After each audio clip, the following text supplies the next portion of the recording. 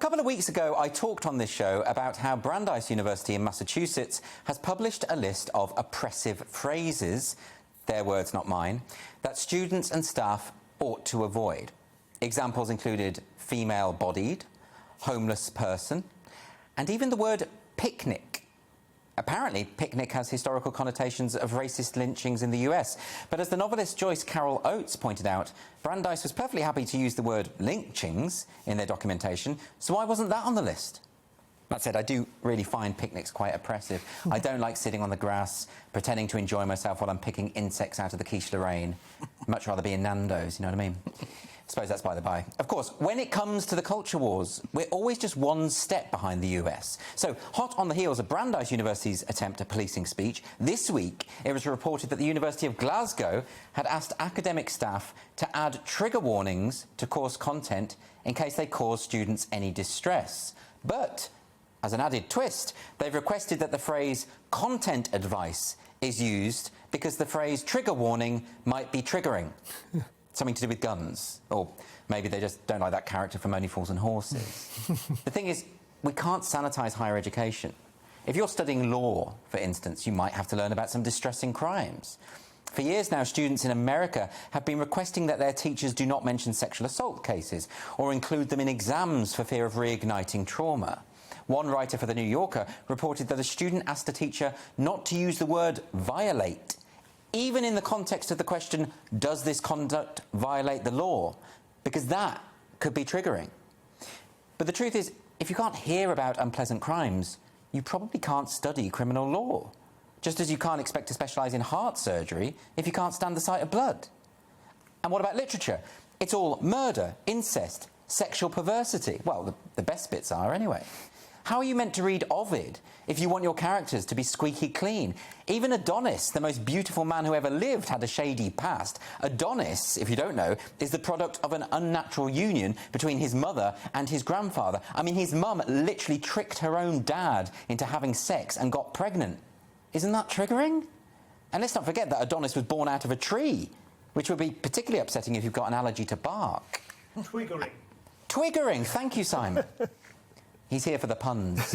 And it doesn't just stop at universities. Even in secondary schools, there's pressure to conform to the new ideology of critical social justice. The National Education Union, the UK's largest teaching union, has said there is an urgent need to decolonise every subject at every stage of the school curricula.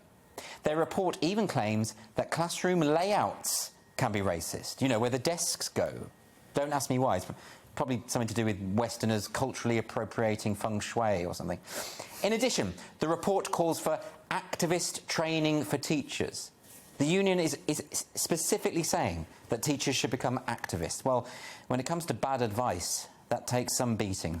With all the problems we're currently facing regarding the politicisation of the classroom and lack of impartiality that comes with the subtle indoctrination of critical race theory and other postmodern offshoots, the very last thing we need is more activist teachers pushing their unfashionable but ultimately regressive agendas.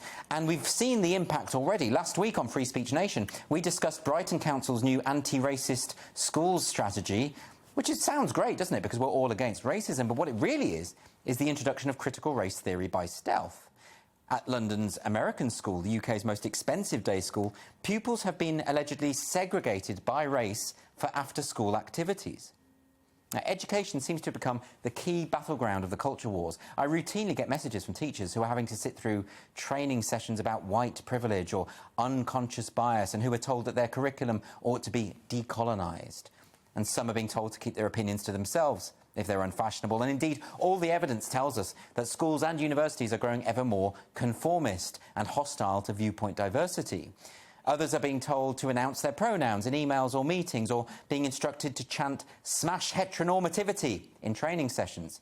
This was actually true in the case of the Reverend Dr. Bernard Randall, who I interviewed the other week, the school chaplain who was reported to the government's anti-terrorism body Prevent for delivering a sermon which reminded pupils that it's okay to disagree with these new ideological values so long as you do so respectfully. Apparently, that makes him no better than Osama bin Laden. The teachers and lecturers who are worried about what's happening are good people who oppose all forms of racism and discrimination, but who also understand that these ideological changes are exacerbating racial tensions while claiming to address them. Some are taking a stand and making the case for liberalism, but it can come at a cost. It can damage your career prospects, you'll be possibly ostracised, you might face disciplinary action. You're certainly less likely to be promoted. But if we want to push back against these culture warriors who are now dominating our major educational institutions, perhaps we all need to be just a little bit braver.